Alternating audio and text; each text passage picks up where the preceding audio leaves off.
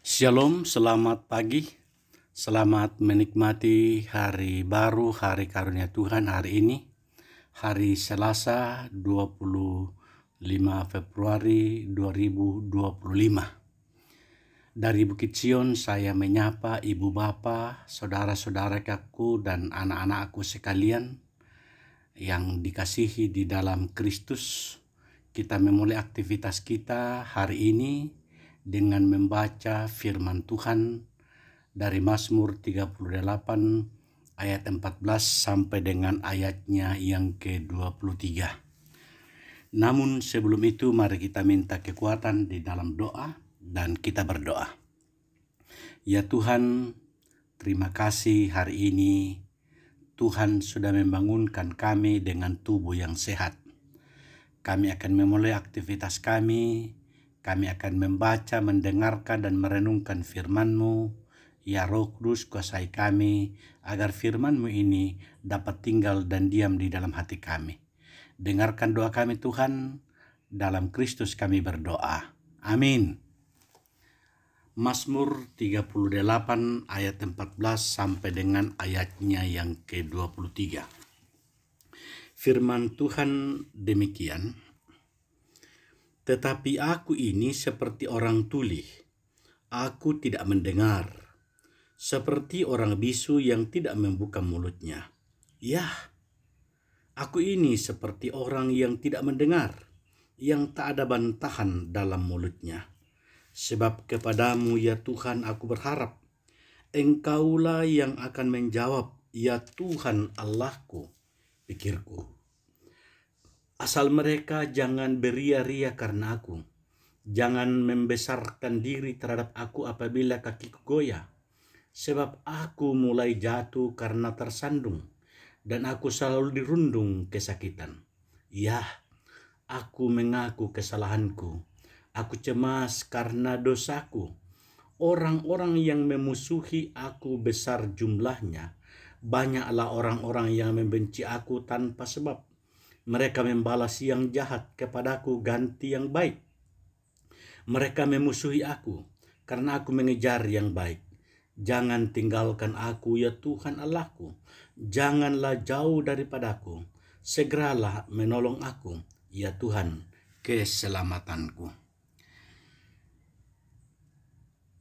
Dari firman Tuhan ini saya memberikan tema menyampaikan keinginan dan keluhan kepada Tuhan.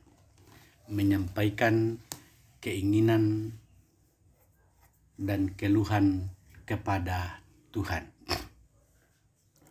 Ada dua hal yang hendak kita renungkan dari firman hari ini. Pertama, Tuhan mengetahui segala keinginan kita. Keinginan adalah sumber dari segala penderitaan manusia. Sebab keinginan manusia tidak terbatas. Sedang pemenuhan atas keinginan itu sangat-sangat terbatas. Maka untuk bahagia, untuk memperoleh kebahagiaan, manusia harus mematikan keinginannya. Manusia kerap kali menjadi susah gara-gara keinginan diri sendiri. Kita ingin itu, kita ingin di sana, dan lain sebagainya. Lalu tidak kesampaian, jadinya memang susah. Oleh sebab itu tidak salah kalau dikatakan keinginan kita kadang-kadang menjadi pencobaan buat diri sendiri. Di sisi yang lain, keinginan juga bisa memandu dan membantu kita, mendorong kita mencapai hidup yang lebih baik. Selama hidup di dunia ini tidaklah mungkin kita bisa terbebas sama sekali dari keinginan. Kita ingin terlepas dari keinginan. Tidakkah itu juga sudah merupakan keinginan? Punya keinginan itu baik. Dengan begitu hidup kita akan terarah. Tidak seperti layangan yang putus terombang-ambing di bawah angin. Yang tidak baik itu kalau kemudian kita dikuasai oleh keinginan diperbudak oleh keinginan kita sendiri. Dalam hal ini bukan kita yang mengendalikan keinginan, tetapi keinginan yang mengendalikan kita. Maka kalau keinginan kita tidak tercapai, akan timbul rasa frustrasi dan luka yang amat dalam. Sebagai orang percaya sudah tentu kita harus mengendalikan keinginan kita. Oleh sebab itu, untuk memperoleh apa yang kita inginkan, kita harus belajar dari firman Tuhan. Jangan hanya bersandar kepada akal dan pikiran kita. Terlebih lagi, jangan berharap kepada manusia, karena semuanya akan sia-sia. Sebab semua keinginan kita baik secara rohani maupun jasmani pasti akan dipenuhi oleh Bapa di surga, asalkan kita memintanya dengan iman, serta mengerti dan mengakui bahwa segala sesuatu berasal dari Tuhan. Yang kedua, menyampaikan keluh kita di hadapan Tuhan, karena keluh kesah kita tidaklah tersembunyi. Sepandai-pandainya kita menyimpan persoalan, sepandai-pandainya kita menyimpan pergumulan, Tuhan tetap mengetahuinya. Mungkin kita bisa untuk tidak berbagi kisah dengan orang lain, namun meskipun kita tidak mengatakannya, Tuhan pasti mengetahui setiap detail masalah, bahkan hal-hal yang kita simpan dalam hati pun. Tidak ada yang tersembunyi di hadapan Tuhan. Segala hal yang kita kerjakan, segala hal yang kita pikirkan, dan segala hal yang kita simpan dalam hati, Tuhan tahu. Dia memahami perkara-perkara yang kita alami. Dia mengerti seberapa berat pergumulan kehidupan kita. Tuhan bukanlah orang lain bagi kita, tetapi Tuhan adalah Bapa. Tuhan adalah satu-satunya pribadi yang paling mengerti tentang hidup kita. Dia adalah Tuhan yang menciptakan kita, dan di dalam tangannya terletak masa depan kita.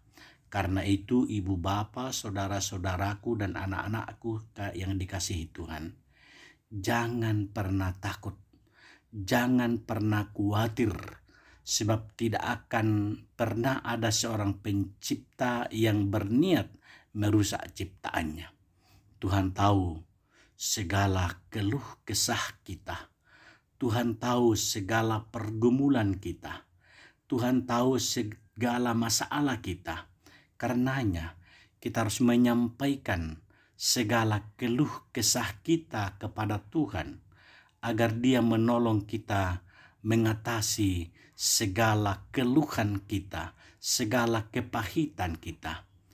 Kita sebagai manusia pastilah memiliki keluh kesah. Tidak ada manusia yang tanpa keluh di dunia ini. Yang menjadi persoalan adalah seringkali kita menyembunyikan pergumulan kita sehingga kita mengalami penderitaan. Pemazmur mengajak kita untuk menyampaikan segala keluh kesah kita kepada Tuhan, agar kita dimampukannya menyelesaikan persoalan kita, menyelesaikan keluh kesah kita dengan baik. Karena itu, ibu bapa, saudara-saudara, dan anak-anakku sekalian, mari kita mengelola keinginan kita, mari kita sampaikan keluh kesah kita berdasarkan kekuatan Allah, agar kita memperoleh kebahagiaan yang sejati. Karena kalau kita menyampaikannya kepada Tuhan dengan tekun dan setia, dengan sopan dan santun, maka di sanalah kita akan menikmati damai sejahtera di dalam Tuhan. Kiranya Roh Kudus menolong kita.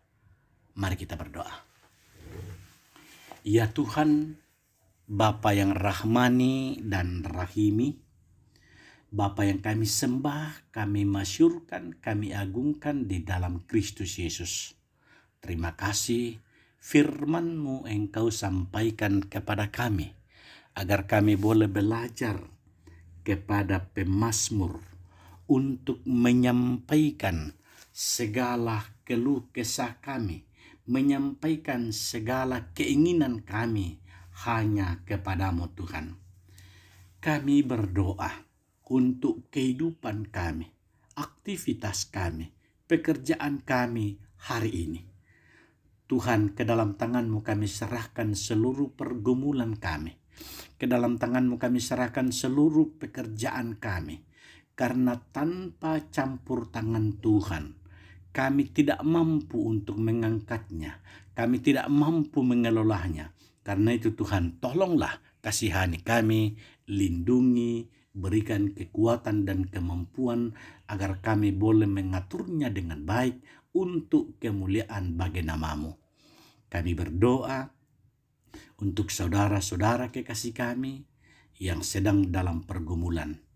Tuhan melihat keberadaan mereka, baik bergumul secara ekonomi, baik bergumul masalah keluarga, baik bergumul karena persoalan-persoalan bersama dengan tetangga, kami bergumul karena persoalan-persoalan di kantor dan lain sebagainya. Apapun pergumulan kami, ke dalam tangan-Mu kami serahkan. Tuhan, pakailah hamba-Mu, pakailah kami, mengelola kehidupan kami dengan baik, agar kami hidup penuh dengan kebahagiaan, penuh dengan syukur, sukacita, dan damai sejahtera.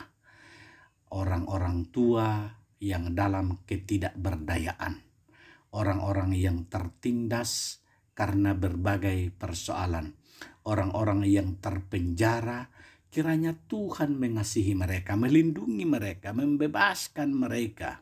Biarlah ya Bapa, mereka boleh tetap bersyukur dan bersukacita, memuji, memuliakan, memasyurkan, mengagungkan nama Tuhan. Dengarkanlah doa kami, dengarkan permohonan kami. Berkati bangsa dan negara kami, berkati pemerintah kami, bupati dan wakil bupati Tanah Toraja, agar saat ini mereka sedang mengikuti retret di Magelang. Tuhan memberkati, Tuhan memberikan kekuatan dan kemampuan agar mereka boleh menyelesaikan retret itu, mereka boleh kembali ke daerah kami, mereka boleh memimpin kami, dan kami tetap bersukacita, memuji, memuliakan, dan memasyurkan nama-Mu.